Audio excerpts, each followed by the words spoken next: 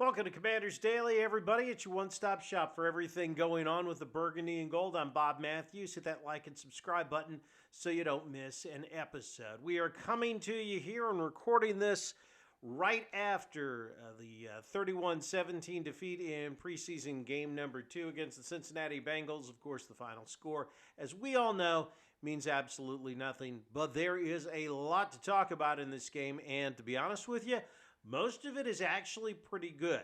And that's because the only thing that really counts here is what we saw first quarter and a half of this whole game. So let's go ahead and start with literally the most important person on this roster, and that is, of course, number 5, Jaden Daniels. Man, he is ready to go. I've got a game wrap coming up, a game wrap story coming up at sportsjourney.com if you want to read it. The lead is exactly what I'm about to say here right now, and that's that I think you can put all of those deep, dark thoughts you have in the back of your head of Jaden Daniels being some sort of one-hit wonder to bed. He buried the ghost of RG3 circa 2013. All he did was come out one drive, 4 plays. First one, a jet sweep to Deebo Samuel, and it ended up with Jaden running 14 yards on a scramble for a touchdown. Again, I'm sure that Dan Quinn probably had a mild stroke there when Jaden did that, but what you saw just in that one run there is what you saw all of last year, and that's that. And yes, I understand Cincinnati's defense is a sieve. But what you saw just in those few plays is that Jaden is just playing this game at a different speed than just about everybody else in the league, and it's why he's a top 5 quarterback. He's for real. You don't have to worry about it anymore. It's all good. In addition to Deebo, taking that jet sweep for, I think it was, I want to say it was a 19-yard gain, but let me check that real quick there. It is not showing up just here. Oh yeah, here he is. Yeah, 19-yard gain. Sorry about that. Reading the stat sheet a little wrong. Gotta like that.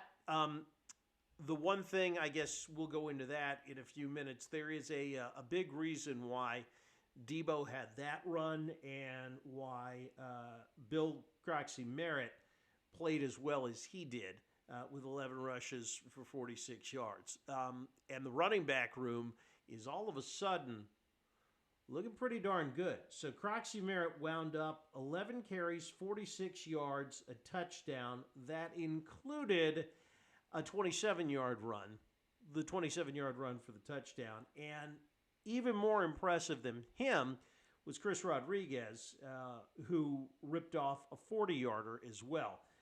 He had 6 for 62. Commanders racked up 185 yards on the ground. Now, you have to balance that out with the fact that Josh Johnson and Sam Hartman hardly did anything through the air, but the good news there is that neither one of them are going to see the field this year. If they do, we're in a lot of trouble. But back to the running backs. What was really encouraging to see was that apparently Bill Merritt is who the coaches have been saying he was throughout training camp, and you can see why Cliff Kingsbury likes him. Ran for a 4.2-yard average, looked really good in there, had that quick twitch everybody's talking about. The only downside to that is what we've got here for point number 3, and that is it looks like Brian Robinson Jr. is probably on the move. If you missed it, the reason you didn't see B-Rob in the game last night was because late Monday afternoon we found out he wasn't going to be playing. They were not going to activate him for the game. That, of course, was on the heels of the report from Jordan Schultz over the weekend that the Commanders are actively shopping Brian Robinson. Now, if that's true, and based on what happened today, you'd say it was, you can understand why he didn't play. He doesn't want to risk an injury. The club doesn't want to risk an injury, and it sounds like they may have something cooking as a deal goes. Terry McLaurin also didn't play. Still no movement there on his contract situation. He was not at the stadium.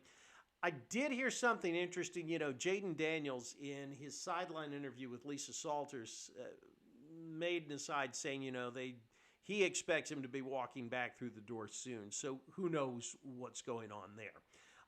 But aside from, so who stood out aside from, the running backs? The other guy on the offense I thought that played really well was Josh Connerly Jr. Another good game for Connerly. Number one, you didn't hear about anybody getting sacked because the offensive line, even, playing without, I think 3 starters, didn't give up a sack. And Connerly played really, really well. As a matter of fact, when you look at the Chris Rodriguez 40-yard run, the Bill Merritt 27-yard run, the Deebo Samuel 19-yard run, all of those went over the right side, which is where Josh Connerly plays tackle. Also, and again, I don't have it here on the screen because I've only got so much room, John Bates had a phenomenal game while he was in there.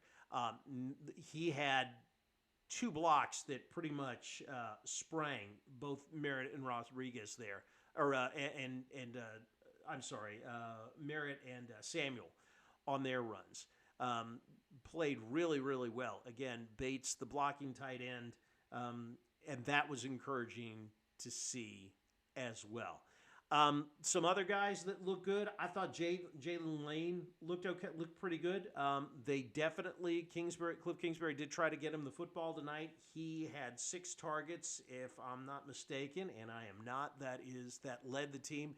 3 receptions for 42 yards. Had a real nice 16-yard grab with a guy draped all over him. So Jaylen Lane showing a little something. And just overall, and again, these are first impressions. We're going to talk about this probably most of the week.